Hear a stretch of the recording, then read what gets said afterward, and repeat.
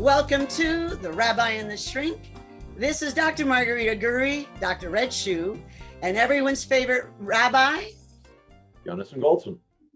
And the good rabbi and I are really excited because today we have with us Lester Young Jr., and he is a guy with so much energy and so much to give.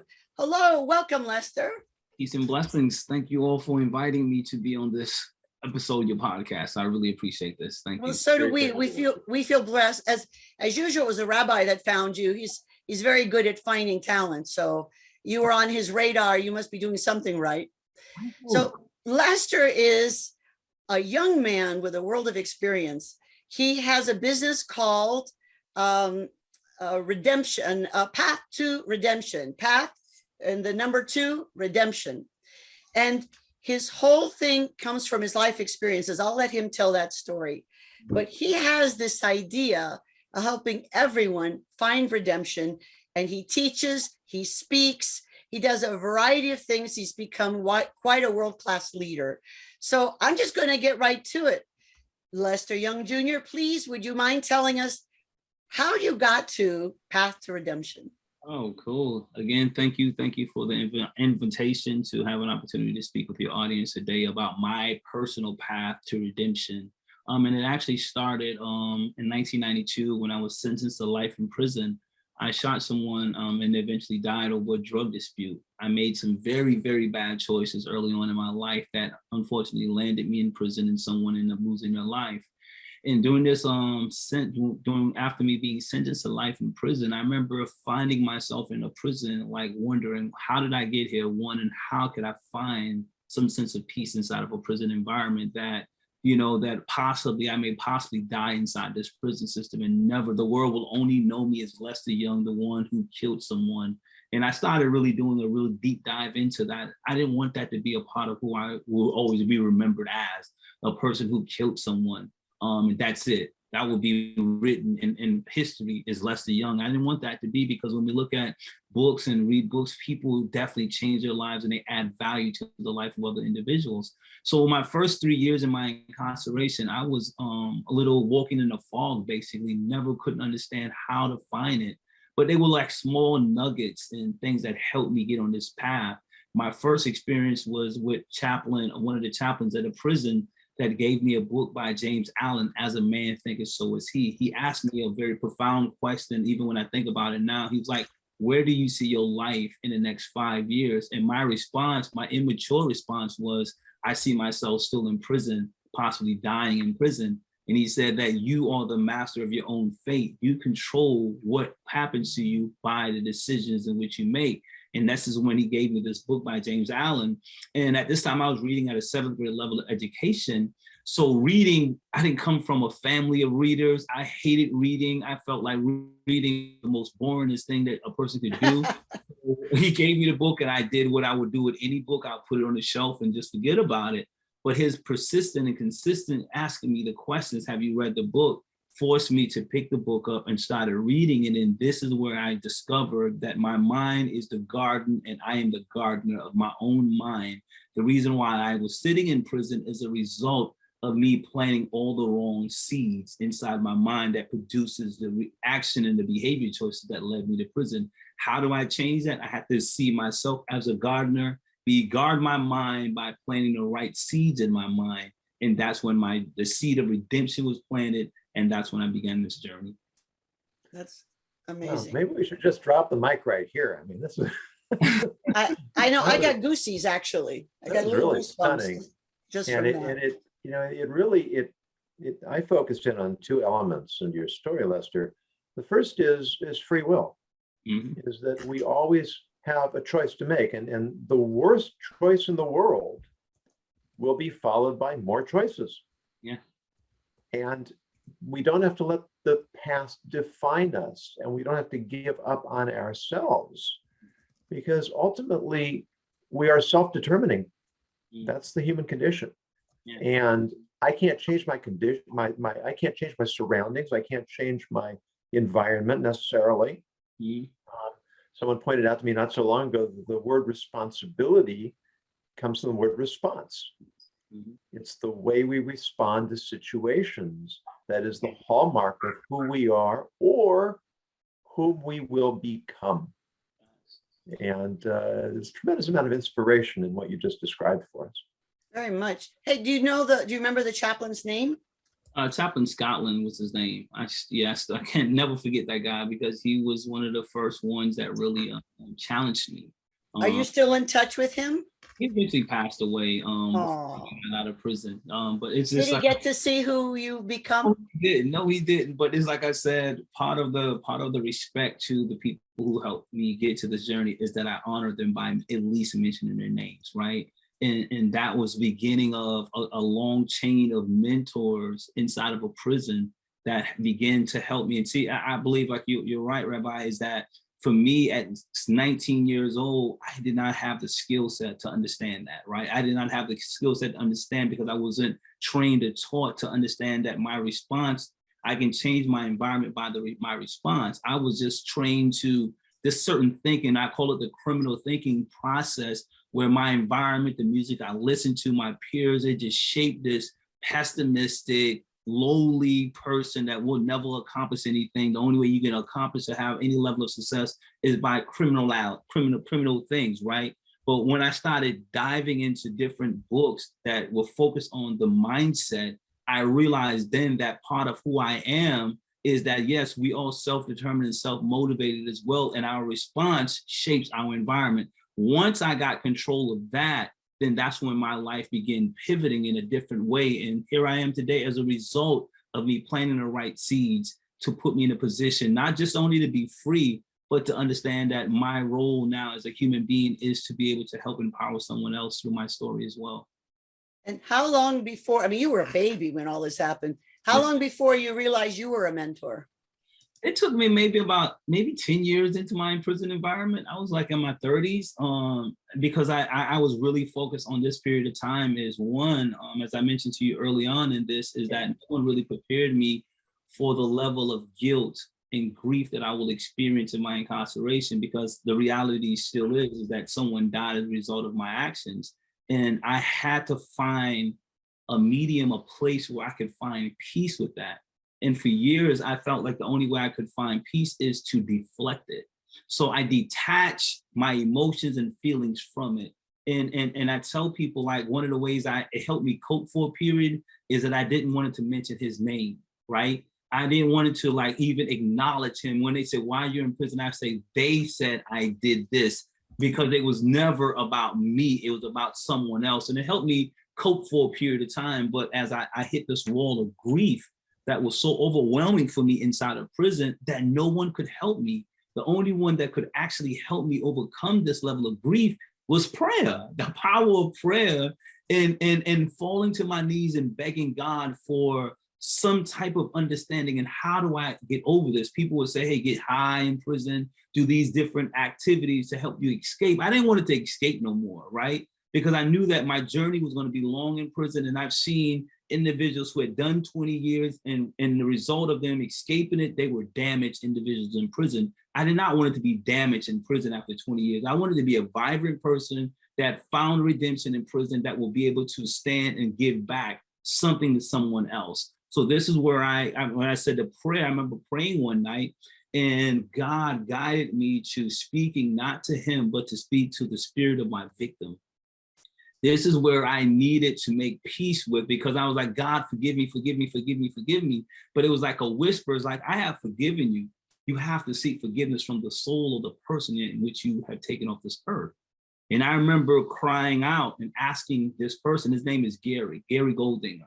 And I say that with honor and respect now. Like I said, years ago, I never wanted to mention this person's name because it was a way of me coping. But to honor him in the life that I took is that I have to mention his name, because his name in that moment, that night, was the thing that shaped me to be the person I am today. Because I felt like he forgave me at that moment, but then there was a promise I made to his spirit, is that I will honor your life by doing the right thing. By honoring your life, I would honor it by living in a completely different way, that when your family hear about me or they see me, they will never dread the fact that you are free, but they would also celebrate my freedom because I've utilized a bad experience to turn it into something good, but it's going to be seeking to empower others, but also lift their brother, their uncle, their son's name up in a way of honor versus just tarnishing his name in a bad way.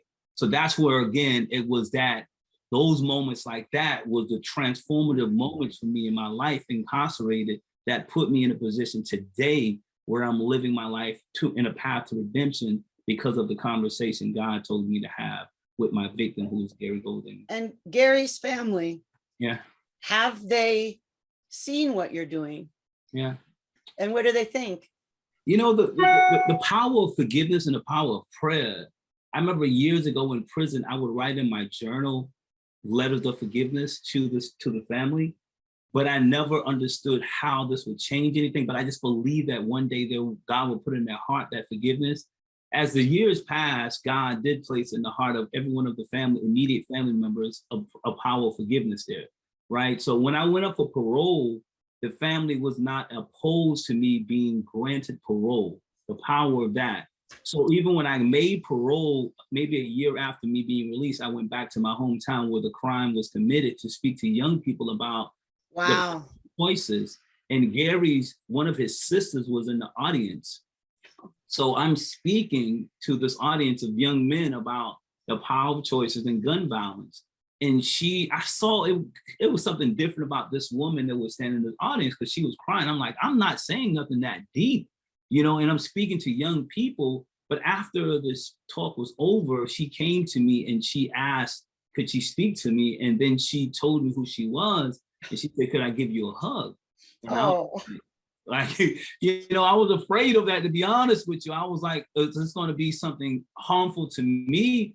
But it's going back again that God placed in her genuine forgiveness that she hugged me and she said, you have made my brother proud today by honoring the way you speak. So she shared with me that story.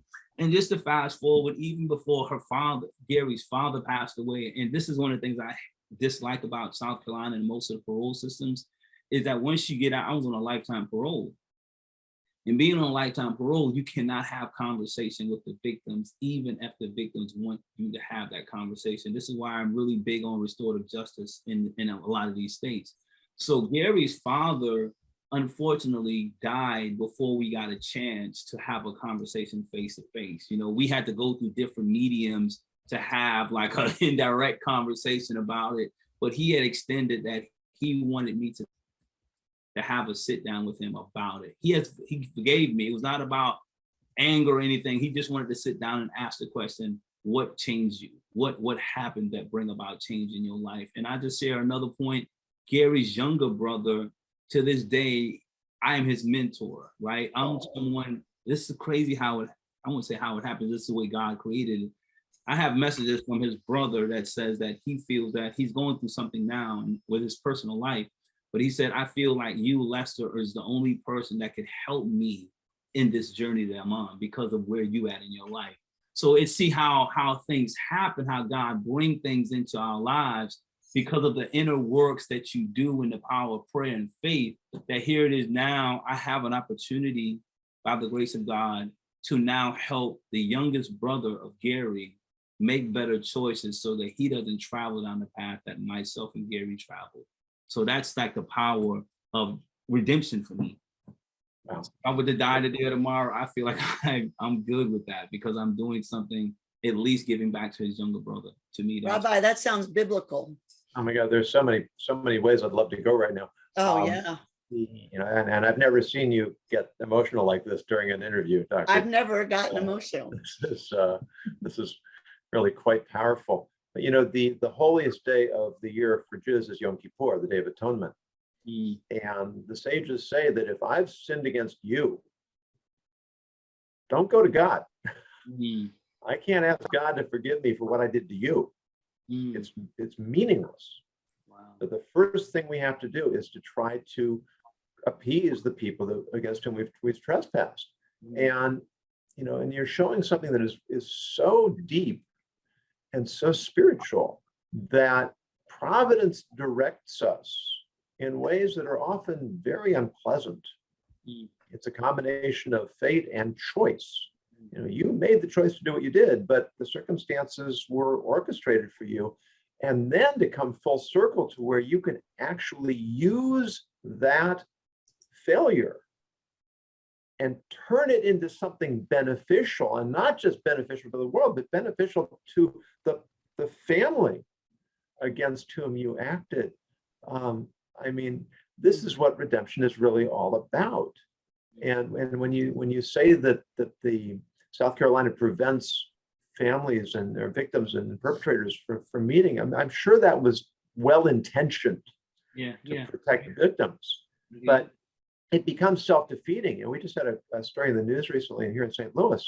A police officer had reached for her taser and pulled her gun and shot someone who, and didn't kill the person, but they brought these two people together, the officer and the person who'd been shot. They brought them together, and they discussed what happened.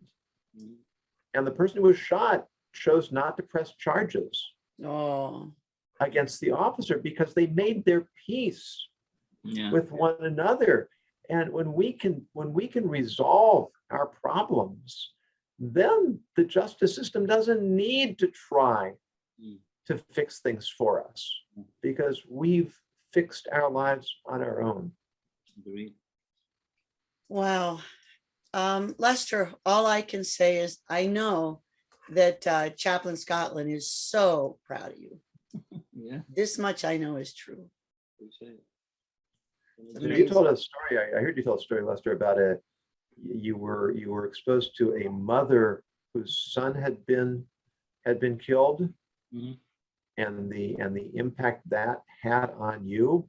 Yeah. I was saying that, going back into that story that Friday night I didn't mention, but I actually was watching a show called Dateline on TV and saw a mother on Dateline screaming with this anguish that her son got killed. Very similar to the crime that I committed. And during this, and it was about that 3-year period for me where I was now trying to process grief. And I tell people that my grief was several. I lost my mother at age of 16 years old, which put me in a down spiral that made a lot of bad choices. I never processed that. So from 16 until 19, when I committed the crime, I was doing everything to escape that pain, right? So now here it is, I'm incarcerated. Now I have the process of guilt that I felt like my mom died mad at me because we had a disagreement the night before she died. I tortured myself for many years before and during my incarceration. And on top of that, now I'm dealing with the fact that Gary, the guy I shot and killed, is no longer on this earth, and dealing with that and the shame of killing someone, and then the shame that comes to my family. So I was processing a lot. So as I said, in that 3-year period of my incarceration, this is when I hit that wall. And watching Dateline one night, hearing a mother cry, for the first time, my ears are no longer numb to that cry. And I immediately connected that cry to Gary's family in the courtroom when I was sentenced for killing their brother. I did not initially hear that cry because I was so numb. But 3 years later, I heard that same anguish of a mother who lost her son. I immediately thought about Gary's family. And that again was the beginning of my heart changing from a level of cold-heartedness to a heart of empathy and sympathy, and also compassion to say, hey, what I have done, there's a need, I have to find a way to change that, because what I did at 19 years old is no justification for that. No matter how I try to rationalize, I was completely wrong in that situation. Even my response in the courtroom was wrong. What I mean by that, I chose not to even apologize to the family during the trial. I sat there in a very arrogant, egotistic way, just sitting there, not even thinking about the impact that this family is going to have to learn how to live without their brother ever again. So again, 3 years, when I heard that mother, my ears, my spirituality was at a higher level where I was able to hear it more. And that caused me to break down, and that began that process for me to say, you know what, God, forgive me. But God was like, no, you don't ask me, you ask this person, Gary, Spirit, to forgive you. And that's what that whole journey for me. Well, that really resonated with me, and I wanted you to tell that story because we've mentioned a number of times that the E in ethics stands for empathy. And that when we cut ourselves off from feeling what others feel, then we can rationalize anything, we justify anything, we won't hold ourselves accountable. And you had that breakthrough to actually feel the impact of what you've done. And that was so integral to your own personal redemption. That developing a mindset where we recognize and we take responsibility for the impact our actions have on others is critical to being ethical and really essential to being a human being. Agreed. So I have a question now about how you do this, because a lot of people have insights and that yet they don't have the impact or that spark to help so many people. I want to understand about your transformation yourself for the spark to share that, and then how you came up with some of your topics, like the 5 stages of growth, the 4 stages of imprisonment, or whatever. So if you wouldn't mind speaking to that transformation. Going back again to when you put yourself in a position to receive from God and everything else, God puts you in positions to receive. And here it is. This is 1996. I remember this. It's 1996. I was going through fasting and praying, going to the atonement process. After the encounter, that spiritual encounter with Gurri's spirit and making amends with him, the next phase of that was me now beginning the cleansing process. And I don't know how it happened, but it happened. So I'm watching Oprah Winfrey show one day, and she had this show about gratitude, about the power of gratitude transform your life. And she spoke about journaling. And I watched that entire show. And as soon as that show was over, I was convinced that, going back into what you said, Rabbi, my response, I could no longer change my physical environment. The only way I could change is my response and how I see it. And how I was going to be able to see it differently is start writing down the things that I'm grateful for in spite of my circumstances. So after that Oprah show, I ran to the prison canteen and I got these notebooks, and I have some of them here. And I started journaling. Every morning I wake up, I write down 5 things I'm grateful for. Every night I will find 5 things that I'm grateful for inside of prison, right? And that began to create this layer. What I found were the 5 stages of my incarceration. The first stage of my incarceration, I mentioned my first 3 years, was what? Self-denial. I lived in denial of my crime, my action. And then within that first 3 years, I was an angry young man. I was angry. And the anger, I justified it for the external, but there was a lot of brokenness inwardly that I needed to heal from. And the third, which is called the victimization, I saw myself for the first 3 years of my incarceration a victim. And that's where I got like, oh, wow, this is different. This is something that I saw within a lot of the men that I spoke to in prison. They were in denial about their crime, their actions, the core beliefs or behaviors that affected their life. They was always angry at the prison environment and not knowing that it was not the environment, it was themselves. And then they all saw themselves as a victim versus taking complete ownership for the decisions. So once I made that connection, I began to see also where in prison, there were 2 levels to prison. There's a recriminalization level in prison where individuals sit in prison idle and they learn new ways of committing crime through talking to individuals, reading books, whatever, watching certain TV shows, you learn new ways of committing crime. But there was a decriminalization, which I believe there's 5 to 3% individuals incarcerated really travel this path. And this is where they begin to address their mindset, their behavior choices, and their response. And they shift into the last 2 stages of that, which is forgiveness. This is where a lot of my work started, is doing that interpersonal work of forgiveness. It's easy to ask God, but one of the hardest things that I had to do was to ask the victim to forgive me, the person I harmed to forgive me, and to understand that I had to move on from that. Also asking the family who I harmed to forgive me, forgiving those who harmed me. And lastly, learning to forgive myself, because I had to go back to the 16-year-old Lester to help him believe that it's okay, because I abandoned the 16-year-old Lester, if you understand that. I abandoned him and I needed to help him heal so that the adult Lester could be able to stand on a more stronger footing. And all of that was through just a process of journaling, watching that one Oprah show and then another show from there speaking about journaling. That's when I understood the power of transforming my life or the 5 stages of incarceration started from that one Oprah show. And that's when I started looking at it. I realized I had what I call now my book called The 5 Stages of Incarceration, because I started seeing it not only in myself, but in the lives of other men that were inside of the prison along with me. Wow, that's powerful. So then how did you get to the point of being a public speaker? How did you make that happen, or how did that manifest? Again, I because I was different. I was the guy that went to prison at with seventh grade level of education, who hated reading, became now a person who loves reading books, right? I started reading books, and people just started, in the prison environment, I started getting self-appointed to stop being a speaker. You know, God's like, hey, you got something to share. You're different from all of us. Tell us something. So I remember just standing on the prison yard, hosting classes on the prison yard. And classes consist of learning 5 words a day. You have an obligation to learn 5 words a week, which was easy. Making sure that you stay disciplined and writing your 5 gratitudes down in the morning and night, and changing your behavior. It started from just standing in the corner of a prison yard teaching a class, to now sitting inside of a prison chapel teaching 300 to 400 guys inside of a prison about what we're talking about right now, the 5 stages of incarceration. How do you find redemption inside of prison? How do you develop a level of empathy, a level of emotional intelligence in prison, so that you can transform your prison by your response to the prison, by seeing it as an opportunity for growth versus a place of punishment and doom, but it's an opportunity for you to become a better person. Stepping forward into opportunity, into responsibility, it's truly heroic.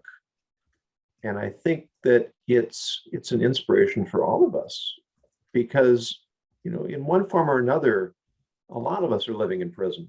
The prisons we create in our own minds, the prisons of our own circumstances, of our disadvantages, of our homes, of our psychological or physical issues. I mean, we all have limitations. And in Judaism, we say a list of blessings every morning to be grateful. And one of them is that God, blessed are you, God, who frees the bound or frees the imprisoned. And it's not just talking about people who are incarcerated. It's talking about all of us. We all have our limitations. And there's a way out for all of us. And the courage and the sense of responsibility that you've articulated here, it's a message that goes to an audience that's universal, not just inmates, not just former inmates. There's something for us all to learn from your story, Lester, and thank you.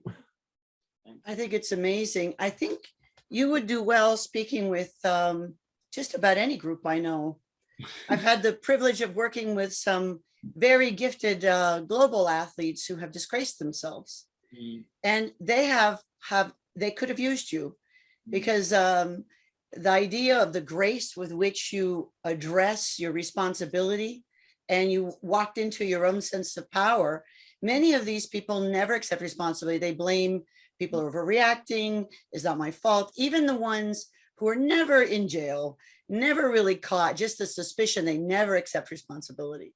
And what I see you doing is giving this amazing demonstration. We call that in the Middle Ages, call it confession by demonstration. You're showing people how to live beautifully, because we all have things that we do wrong on the regular, really. And how do you move forward? I think it's just amazing. So then my next question is, what's next? You're a guy who does not stand still. What's your next adventure, sir? I mean, outside of jumping out of a plane or going hiking, I'm looking at going into 2022 is really just honing more into my craft, my niche, and creating these various syllabus that for the 5 stages of incarceration, the 5 stages of growth, but also creating more of a re-entry component to help those that are currently inside of a prison be prepared in a realistic way. Because as I work with a population of individuals who are transitioning out of prison, they walk out of prison still with this unrealistic reality of what the world's going to be, right? And when they walk out of prison, it's almost like they're trying to make up for lost time. They walk out at 41 years old, but they're still thinking as a 19-year-old. To really give some real context to that your success is going to be based upon, one, that your rehabilitation must start the day you walk into prison. So my goal is to love to be able to get all of my books in the hands of those who are the first day they walk into prison, give them a handbook, not about the rules and regulation of prison, but the rules and regulations and how you find redemption inside of a prison system. And it's based, again, your response. Something I wasn't given. I wasn't given a book outside of the first book I was given from the chaplain on As a Man Thinketh. But when it comes from someone with a lived experience, how did another person who's serving life in prison survive prison? Not by learning how to create a prison knife, not learning how to fight in prison, but how to win that interpersonal war with yourself. That would be my next goal, is to be able to provide those resources for those individuals in the Department of Juvenile Justice, as well as adult prisons, so that they can be able to have a more wholesome life moving forward inside of prison and don't hit that wall of grief and guilt that even may cause them to commit suicide because it was so overwhelming for them.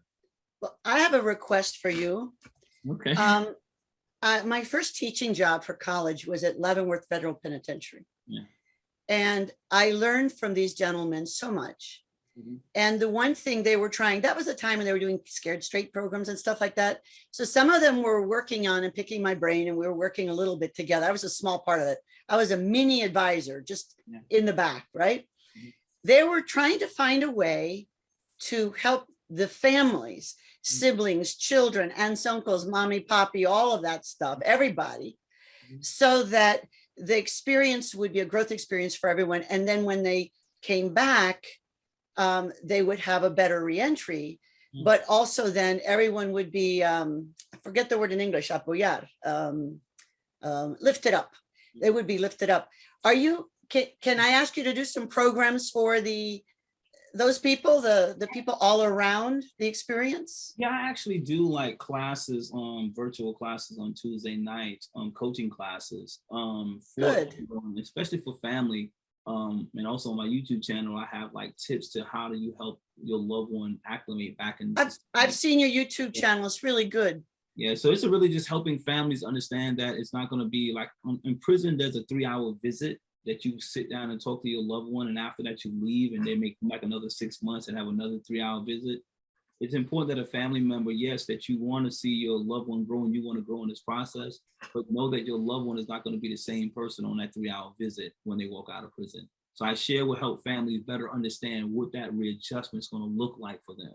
You know, how do you actually best serve your loved one after incarceration, and knowing that it's going to require some space and it's going to require conversations like this. So yes, I'll definitely continue to build and add to that. And are you speaking to the individuals who design and run prisons as well?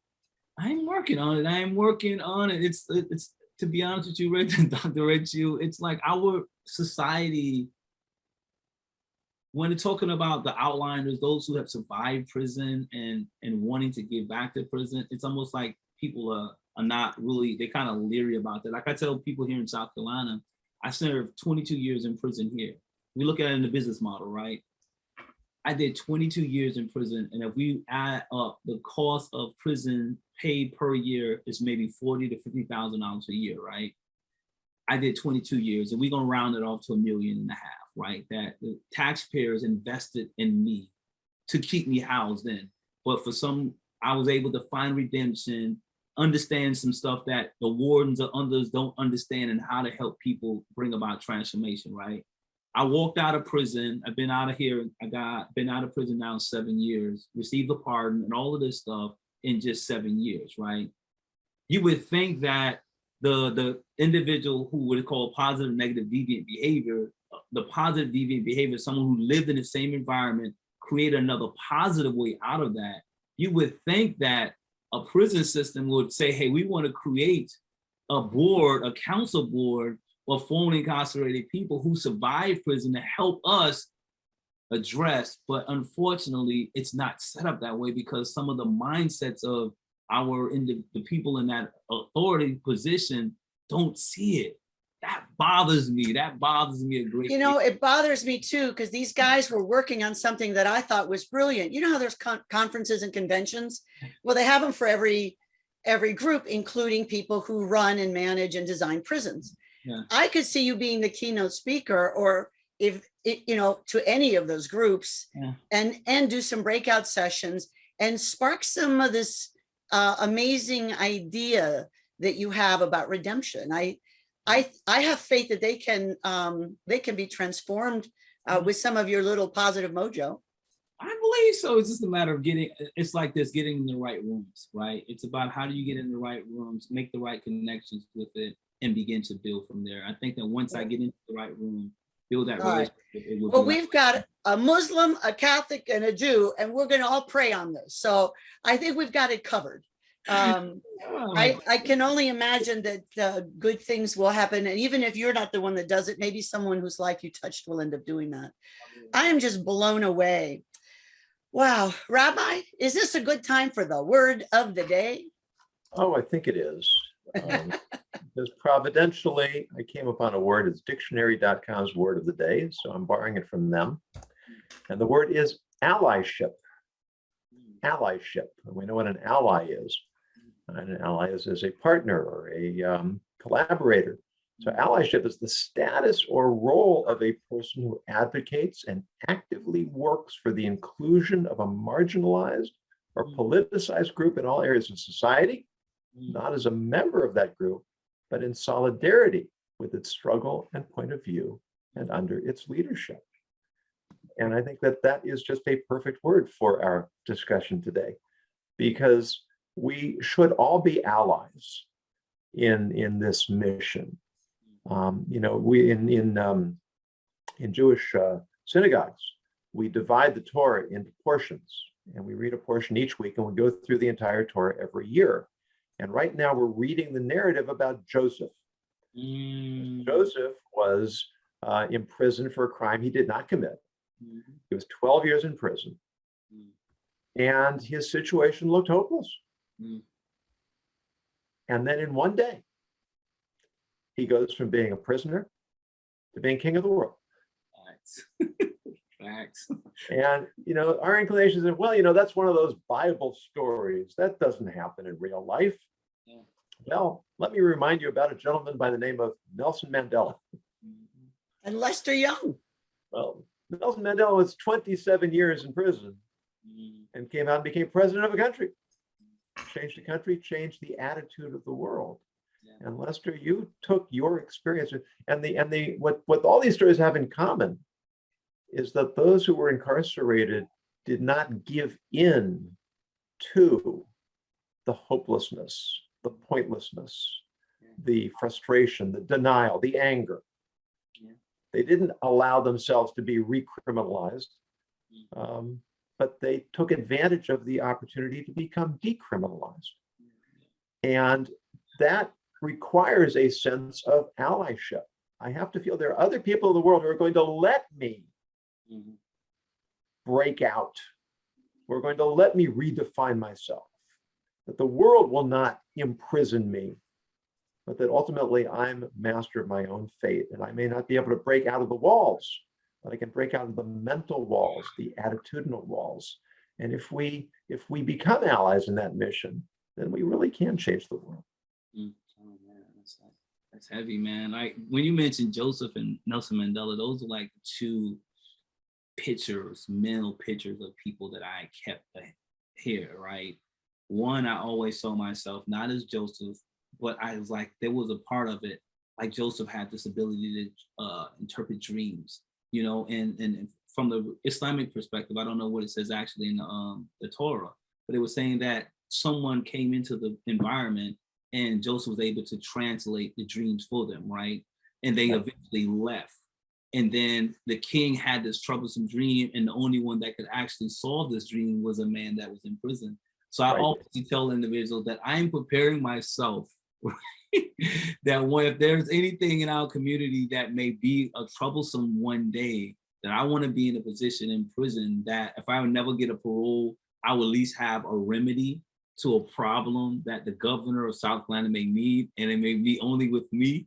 And I would use that story to say, this is how we have to live our life. And Nelson Mandela showed me how fortitude could get you through a level of incarceration. So I looked at those, Joseph, a man with purpose. God showed him a vision when he was a young person, got out, and not got out, but he was eventually put in a position to manifest that vision.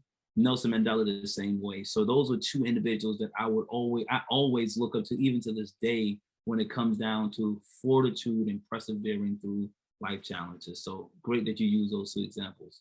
Well, I'm glad you framed it that way, because the lesson that you really articulated is that whatever circumstance we find ourselves in is an opportunity. And that Joseph would never become king of Egypt if he hadn't been in prison. Nelson Mandela wouldn't have gained the national stature had he not been imprisoned. And whenever we find ourselves in situations where we feel trapped, we feel hemmed in, we feel held back, if we can reframe and say, this is preparation time for the moment when I'm released, from the moment when I can actually take this experience and turn it into something that I wouldn't have been able to had I not had to go through this experience. And you are a living, breathing example of that. And so, Lester, we're very grateful and inspired to have had you on. We hope you'll come back and join us again. And Absolutely. It's been a real pleasure and inspiration. And Doctor, do you have a last word for us? Well, the last word is, again, thank you, Lester Young. I think that what you're doing is helping us with the basics of ethics, which is part of ethics is, what do I do that's going to make the world a better place? And the only way that that happens is by doing good things and doing things that are not so good, even terrible. Because if we're going to be living, these things happen. What we do with it is the basis of a stronger foundation and articulation of our own ethics individually, in families and groups, nations, the world, etc. Yeah. And so I suggest that everyone do what Lester did, and what the Rabbi and I do all the time, is to realize, where is it that I need to forgive myself or ask forgiveness of someone else or God? And what's the lesson in it? Have I become arrogant? Have I become so depressed that I just think that it doesn't matter? Have I forgotten how important I am in the world, that everyone needs everyone to contribute? So I'm asking for that. And then Sue has a wonderful comment for you, Lester. Great messaging. Amazing. What a turnaround. Thanks so much. Keep spreading the word. And Sue is not someone who goes on and on. So from Sue, that's an amazing compliment. Thank you, sis. Thank you. Thank you. Thanks. We are blessed indeed to have you. If the Rabbi and I can help you, we're certainly always will keep you in our prayers. But if we can help you in any more concrete way, please do let us know. I'm eager to be of service and support you in your mission, whichever way you can. I appreciate it. I appreciate that. I think you'd be great. Well, everyone, this has been The Rabbi and the Shrink with Lester Young Jr., helping us with the idea of redemption and personal power that comes from accountability with grace, and forgiveness with moving forward. Everyone, take care. Thanks for joining us on The Rabbi and the Shrink.